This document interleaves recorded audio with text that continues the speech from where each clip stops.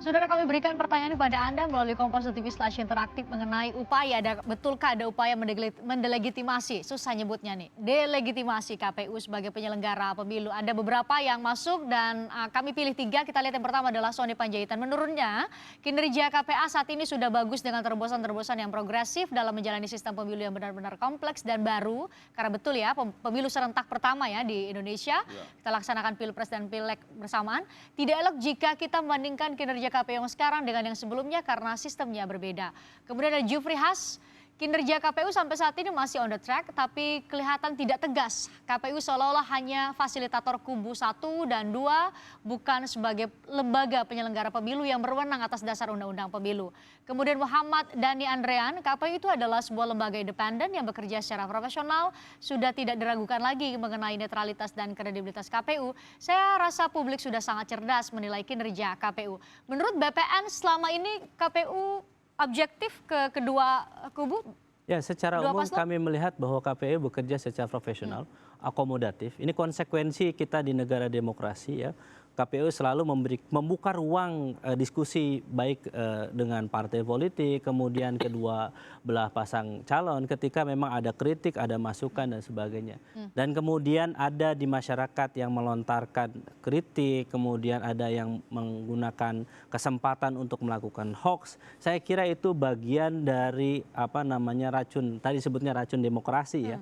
Jadi dimanapun orang silakan berbuat karena setiap orang saat ini menjadi pemilik, produser, redaktur dan juga wartawan di media sosial, di messenger mereka masing-masing. Sehingga bagi kita penting ketika negara memiliki kewajiban untuk mendidik warga negaranya agar menggunakan media sosial dengan bijaksana, memiliki kecerdasan untuk memilih mana berita yang bisa disebarkan, mana yang tidak. Makanya kami termasuk pihak yang ingin agar media sosial, kurikulum media sosial itu masuk dalam dunia pendidikan kita.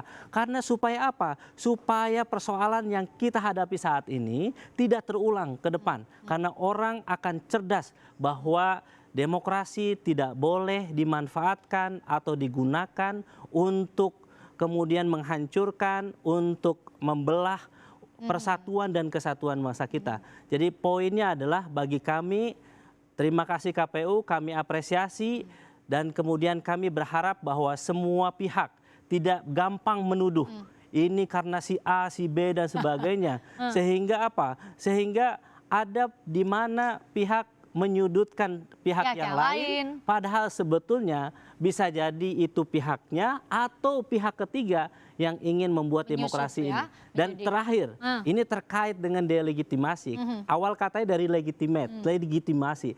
Legitimasi dari masyarakat itu akan muncul ketika memang ada kepercayaan kepada lembaga penyelenggara pemilu, yaitu terutama adalah KPU, Bawaslu, DKPP, ketika mereka menjalankan tugasnya dengan sebaik-baiknya, seadil-adilnya, seprofesional-profesionalnya, sehingga tidak ada pihak yang melihat bahwa, oh kenapa misalnya seorang Anies Baswedan ketika menyampaikan satu tanda 2 jari diproses di Bawaslu, tetapi kepala daerah yang lain tidak diproses.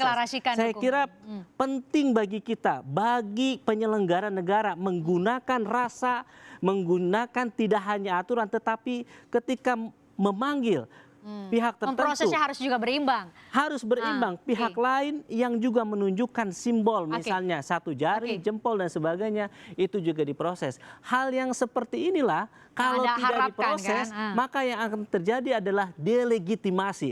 Publik tidak percaya dengan penyelenggara pemilu, sehingga tidak percaya juga terhadap hasil pemilu. Jadi siapapun capres, cawapres, anggota dewan yang terpilih, kemudian tidak dipercaya karena apa? Ada manipulasi, ada kesalahan, ada kecurangan dalam proses pemilu. Pak Ngabalin? Ya.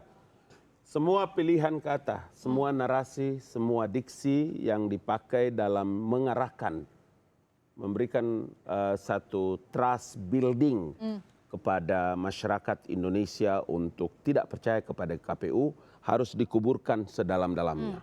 Dibuang di tengah laut sana, kasih meleleh rata Ancor kalau bisa. Gitu. Jangan sampai ada orang yang terus-menerus menggunakan narasi, diksi, pilihan katanya yang terus diarahkan kepada rakyat Indonesia untuk melahirkan ketidakpercayaan mereka kepada KPU dan pemerintah. Kenapa? Karena itu akan berbahaya bagi proses masa depan. Caranya buat semua orang, caranya. Ya, umpama semua pilihan kata, semua diksinya atau narasinya adalah menyudutkan KPU. Itu berbahaya. Toh? Maka itu dari setiap tim maupun partai atau kan semua partai itu kan kecuali partai-partai yang tidak punya perwakilan di parlemen. Ada di yang itu kan punya parlemen. Ya, saya punya kursi di DPR. Ya, kami di KPU, kami di KSP itu kan Kepres Presiden, fungsi dan kewenangan KSP itu kan adalah untuk bisa memfasilitasi seluruh kepentingan masyarakat yang mungkin ada tersendat, mungkin belum selesai di departemen dengan kementerian atau lembaga, termasuk dengan KPU. Di tempat kami pun juga ruangan terbuka selebar-lebarnya untuk bisa kita memfasilitasi. Itu sebabnya kenapa jangan terburu-buru nafsu. Jangan semau perutnya. Kemudian melakukan penjudutan, menyudutkan, mendiskreditkan KPU atau tadi lembaga Bawaslu atau DKPP dan lain-lain sebagainya.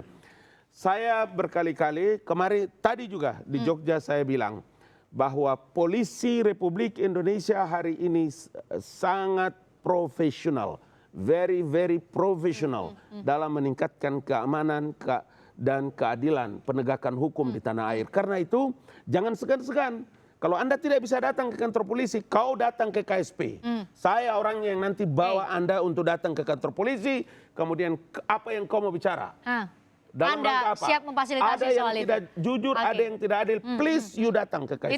Itu bentuk kontribusi konkret dan kita semua punya kontribusi konkret untuk bisa menjaga pesta demokrasi kita. Harus menghindari jangan sampai menimbulkan rasa ketidakpercayaan di tengah-tengah masyarakat Indonesia terhadap tentang pemilu. Status dan kedudukan KPU, Bawaslu, apalagi DKPP dan seterusnya. Termasuk kepada pemerintah. Karena pemerintah itu menjadi penanggung jawab. Presiden Joko Widodo saat ini.